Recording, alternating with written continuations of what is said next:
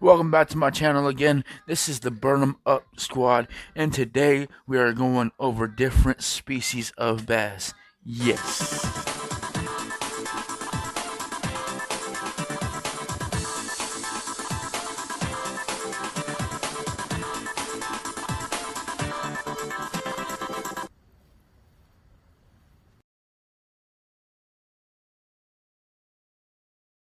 Here's a question. What is the ideal water temperature? So pay attention to your fishing forecast. Your largemouth bass fish philosophy should include avoiding nicotine, human sweat, sunscreen, and perfume or aftershave because this could sabotage your bait. And good luck getting a largemouth bass to strike your bait when he thinks it's tainted. One of the best fishing tips about bass is to fish in shady areas. Largemouth bass don't have eyelids, and they seem to prefer looking at their prey from shady, secluded spots.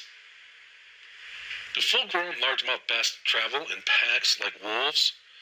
Full-grown bass are not like other game fish. They are extremely territorial, and they will aggressively defend their territory. This is good for you if you find these fishing spots. Why don't largemouth bass bite during a cold front? You're in for a payday if you follow the fishing report and know when a cold front is coming. Bass will binge eat until the cold front hits, and that's good for you.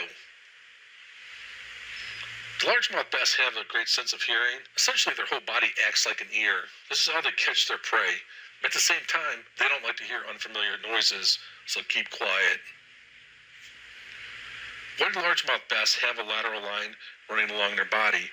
This is a prey detector. It helps them determine the size, shape, and speed of its prey. If I'm not having luck, should I move to other fishing spots? Remember, largemouth bass are territorial and they will defend their territory. This is an opportunity to land a prize largemouth bass, so be patient, grasshopper. Okay, what should I know about largemouth bass fishing? If you caught a fish, remember that spot exactly. Within a few days, another largemouth bass will show up and claim that spot. Is there anything else I should know about largemouth bass fishing? Yes, largemouth bass have excellent smell. They use it to avoid predators. They also use it to If you're from New England and live on the coast, you probably mean striped bass. On the other hand, if you live down in the Amazon basin, you could mean peacock bass. If you're from Alabama, you might mean spotted bass or even white bass. Same surname, different critters. In Florida, chances are you're talking about big old black bass. In Michigan or New York, the word bass could refer either to largemouth or smallmouth. Obviously, there's a lot of crossover in the varieties of fish called bass across the continent. Today, we're going to talk about largemouth and smallmouth. Many watersheds support these two species, and some in abundance of both varieties. The trick to consistently catch blacks or browns is understanding the fine points of the different fish's personalities. That's right, they got a different personality.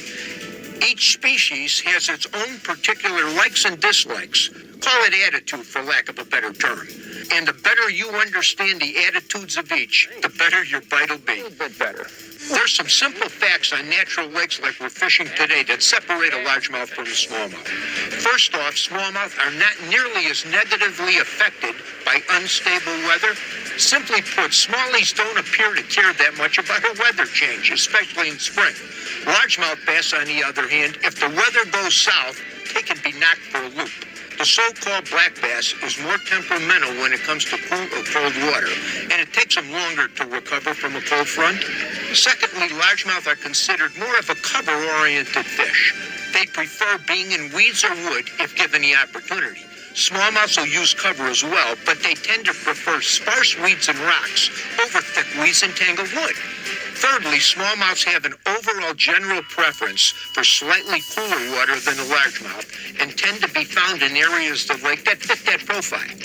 Fourth, there's a timing difference in their spawning cycle. Smallmouth will come into shallows well before the largemouth and are generally more aggressive earlier. Fifth, smallmouth are more abundant and operate better in clear water environments.